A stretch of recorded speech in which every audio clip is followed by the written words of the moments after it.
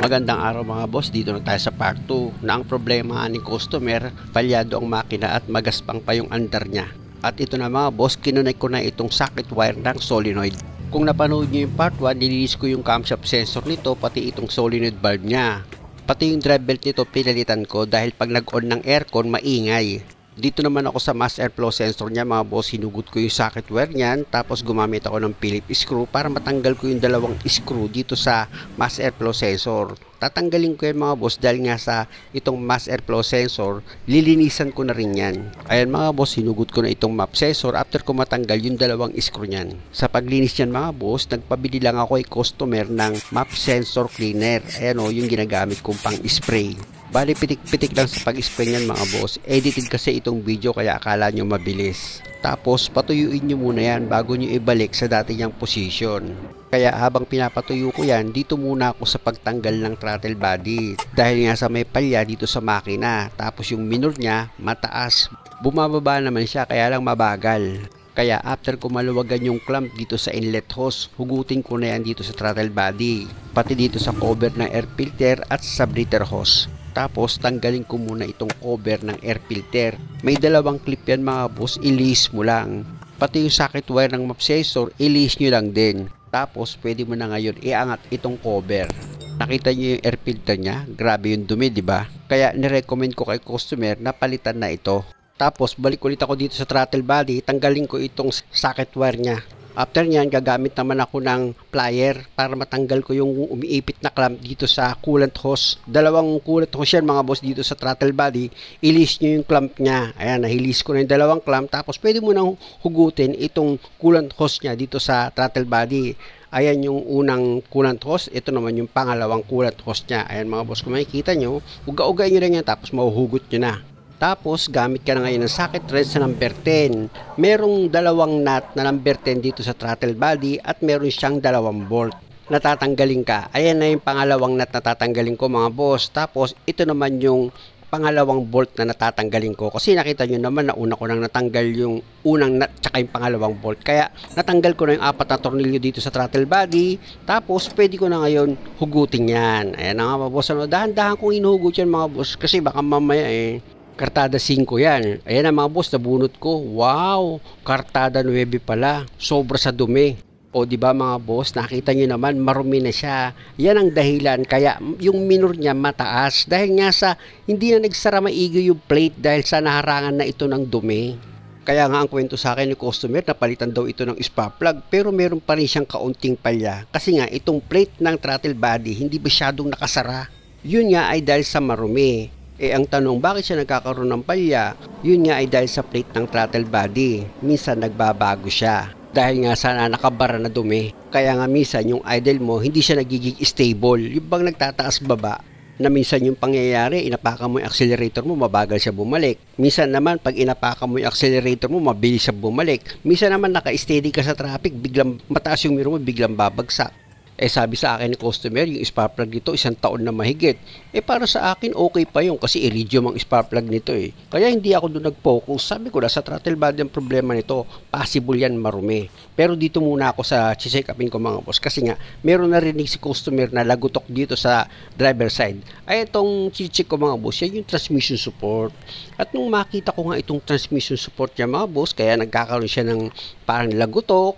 May mga time biglang may lumalagutok daw. Sabi niya sa akin, eto nga, chinek ko maigi itong transmission support niya at ang natuklasan ko dito sa harapan, hindi nyo napansin, meron siyang parang lamat lang pero dito, biyak na siya ayan may biyak na tong transmission support niya Kaya sabi ko sa kanya, nako, hindi ko to matatapos kung ganito kasi tatanggalin ko tong transmission support tapos isusunod ko dyan check upin itong sa ilalim na support niya sa makina. Ayan mga boss, yung isa pa ito talaga mga boss medyo malala talaga biyak siya Kaya nga sinabi ko kay customer na hindi ko na ito matatapos, alas 3 na ng hapon may mga gagawin pa ako dito, lilinisan ko pa itong throttle body, tapos yung radiator i-drain ko pa dahil nga sa napansin ko hindi normal itong init ng makina niya. Actually napaso nga ako dyan at sinabi niya nga sa akin na nabangga pala itong sasakyan niya kasi nga nakatulog siya. Yun nga mga boss, nung magising siya, salpok na. Sabi ko sa kanya, problema pala yung ginawa mo. Sana hindi ka na gumising para hindi ka nabangga. Kaya nga ito mga boss, bago itong bumper niya, Hindi ko lang alam kung bago itong radiator, pero ayon niya sa sinabi niya sa akin, hindi na daw ito nilagyan ng coolant nung gumawa. Kaya nga i-drink ko itong radiator niya para malagyan ko yan ng bagong coolant. At ang isa pa sa gagawin ko dito mga boss, yung preno dito sa likuran dahil nga yung handbrake niya masyado na daw mataas. Tapos dito naman sa driver side pa rin, meron daw umiingay na parang umuugo. Kaya check upin ko pa rin yan. Biro mo, 2 oras, magagawa ko pa ba yun? Buti na lang kamo, may naaawa sa akin na Diyos, tinutulungan niya ako. Kaya lang alam nyo, may taong gumawa ng masamang kwento sa akin. Ito daw sasakyan, nasira ko. Pinagawa daw sa ibang shop. Ayon daw sa kanya. Pero alam ko, gawa-gawa niya lang yung kwento eh. Alam mo, ikaw na gumagawa ka ng masamang kwento, maniwala ka sa akin, pinaparusahan mo lang yung sarili mo. Ito mga boss nung ako nagtatrabaho pa sa isang kumpanya, meron akong customer na mayaman. Actually, government employee siya, pero maganda yung position niya. Minsan nagpagawa siya sa akin, nagmamadali siya, kaya lang hindi ko siya napagbigyan. Dahil nga yung ginagawa ko, ayaw din magpasingit. Aba, nagalit sa akin. Hindi ko na lang siya pinansin, tuloy na lang ako sa paggawa ko. Aba, nakita ko siya mga buso, nadulas, tumaas yung 2 paa. Doon ako nagtaka akala mo tinula. Dilapit kami ng mga kasama ko, itinayo namin siya. Tsaka namin siya dila sa opisina tapos pinagpahinga namin. After nun mga boss, lumapit siya sa akin. Humingi siya sa akin ng sorry. Tinanggap ko naman tapos pinaliwanag ko sa kanya kung bakit hindi ko siya pwedeng maisingit dahil nga itong customer nagmamadali din. Kaya kapwa kami patawad, pero after ng ilang buwan hindi ko na siya napapanood sa TV. Hanggang sa dumating na yung time na nabalitaan ko namatay na siya. Pero sa akin mga boss, mabuti siyang tao. Nagkataon lang siguro na mainit din ang ulo niya. At sa ako naman, nagkataon nagmamadali din yung customer kaya hindi ko siya napagbigyan. Pero isa lang naman ang dalangin ko sa Diyos sana pagdating ng araw, kaawaan siya. Magkita-kita kami sa langit kung kakaawaan ako. Dito sa sinasabi ko mga boss, kung yung kapwa mo naman, nakikita mo naman na maayos naman yung ginagawa niya, wag mo siyang paparatangan ng masamang kwento. Sabi nga 'di ba, God is watching us. Oh, 'di ba? Kung alam mo 'yun, di sana matakot ka sa ginagawa mo. Sa bagay, naiintindihan naman kita. Kasi yung mga basic na trabaho, si customer na gumagawa. Wala ka nang kita, hindi mo na mapapalaki yung sira ng sasakyan, baksak negosyo, paktay.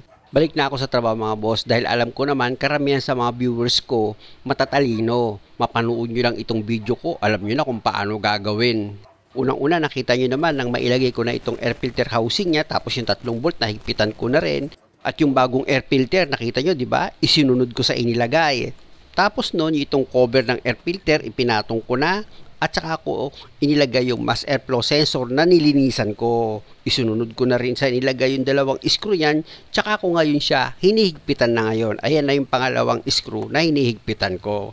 Pag okay ka na dyan, syempre wag mong kalimutan ilagay itong socket wire ng mass airflow sensor mo. At dahil sa okay na ako dyan mga boss, i-position ko muna itong camera. Dahil nga sa tanggalin ko muna itong gasket nitong throttle body. Grabe din kasi yung dumi niyan mga boss, kaya lilinisan ko rin yan. Tapos dito naman sa bukana ng intake manifold mga boss, yung aabuti lang ng basahan ko dahil nga sa nagkalat yung carbon dyan, pupunasan ko na rin. Para pag inilagay ko na itong throttle body ni customer, maganda sa paningin. Pag okay na at mukha nang uulan mga boss dahil nga sa makulimlim na dito sa lugar ko, linisan ko muna itong gasket ng throttle body. Ayan mga boss, kung makikita nyo, inisprayan ko na yan. Ito na nga mga boss, panay na ang panalangin ko sa Diyos na sana wag muna tumuloy itong ulan dahil nga sa marami pa akong gagawin dito sa sasakyan ni customer. At nakita nyo naman after ko malinis yung gasket itong throttle body, ito na nga yung throttle body yung lilinisan ko. Gumamit ako dyan ng throttle body spray. Or pag bumili kayo sa auto supply, throttle body cleaner lang sabihin nyo. Sa paglinis itong throttle body mga boss, kung makikita nyo, ini-sprayan ko lang naman yan. Pero importante dyan mga boss na ma-sprayan nyo itong plate ng throttle body. Nakita nyo 'di ba? Yung paligid niyan, puro itim na. Dumi yun mga boss Akala nyo, konti lang ang dumi niyan. Mamaya mga boss, makikita nyo pag ginamitan ko yan ng toothbrush, tako, ang kapal niyan. Binabasa ko lang muna itong kabuuan ng throttle body para yung carbon na kumapit dito sa pinaka-plate niya mga boss lumambot. Ito na mga boss, ginamitan ko na siya ng toothbrush. Makikita mo, yung dumi, ang kapal kasi nga yung dumi yun, akala mo kukunti lang, hindi mga boss, patong-patong yun, kaya lang umulan na, tumabi na ako. Dito ko muna itutuloy mga boss. Ayan mga boss, kung makikita nyo, kapal na ng dumi niya. Kasi nga, akala mo yung itim na nakabilog na yon dito sa plate niya. Nako, ang tigas nun, makapal yun mga boss. Kaya nga itong plate, hindi na siya bumababa. Kaya mataas yung minor. Na minsan, pag bumaba naman itong plate niya, ayun ang tinatawag na parang magkakaroon siya ng palya. Yung akala mo magkakaroon siya ng palya, naiisipin mo sa spark plug galing. Pero dito galing sa throttle body yun. Ayun ang naging assessment ko dito mga boss. At ang magpapatuloy dito, pag natapos itong trabaho, malalaman natin. Tingnan nyo mga boss, habang ini-sprayan ko, lalong lumalabas yung dumi niya, yung carbon. Ayan makita nyo, ang carbon talaga niya. Kaya nga mga boss, medyo ipapass forward ko na yung paglilis dito. Kasi nga, masyadong makapal yung carbon niya at baka abutan ako ng malakas na ulan. Naku po, pinalipat naman ako sa kabilang side nung may-ari ng bahay. Wag daw ako dyan, dito daw ako. At dito na mga boss sa pwesto kong ito, tuloy pa rin ang ligaya. Spray pa rin tayo para malinis maigi itong throttle body ni customer. Importante kasi mga boss na kapag ibinaba mo yung throttle body mo hanggat maaari, pag ibinalik mo yan, parang bago na yan, wala kang makikita dumi. Ganun dapat ang pagtatrabaho. At gaya nga ng sinabi ko sa inyo mga boss, fast forward ko na itong trabaho. Baka mamaya, bukas pa ako matapos. At kung makikita nyo mga boss, magic, medyo malinis na siya. Diba? Paikot-ikot na yan mga boss. Ibig sabihin, malinis na itong throttle body. Diba? Good na siya. Kayo lang medyo mamagicin nyo rin ng kaunti. Wala kang ngayon makitang dumi dyan. Parang bago yan. Diba? Uy, dumating si customer, may dalang merienda. Isprayan ko palalo. Siyempre, para naman nakita niya na ang sipag naman ni Dirt Mechanic. Joke! Alam niyo mga boss, kahit na wala akong shop, masaya ako magtrabaho. Alam niyo kung bakit? Alam ko, tinutulungan ako ng Diyos Tapos yung ibinibigay niya sa akin na customer, mga mabubuting tao. Kaya nga doon sa mga ibang viewers, pag nagpapasalamat ako sa Diyos, huwag na kayong magagalit.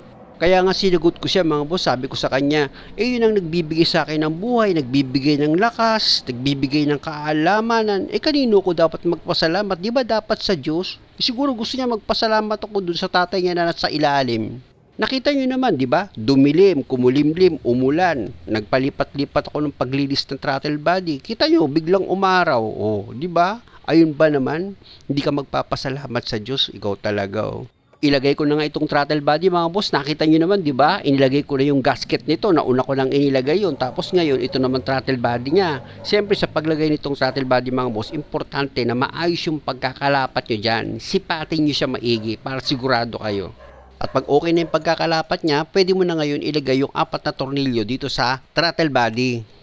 Meron lang naman yung 2 nut at 2 bolt na number 10 na ilalagay ka. Pag naipakapit mo na yan dito sa thread niya, itong mga tornilyo, gamit ka na ngayon ng socket wrench mo na number 10. Tapos i-final mo na yung higpit. Di ba mga boss, ganun lang, napakadali lang gawin yan. Wala naman masyadong big deal sa paglinis yan mga boss. Basta ito lang ang tip ko sa inyo, tanggalin nyo yung negative ng battery.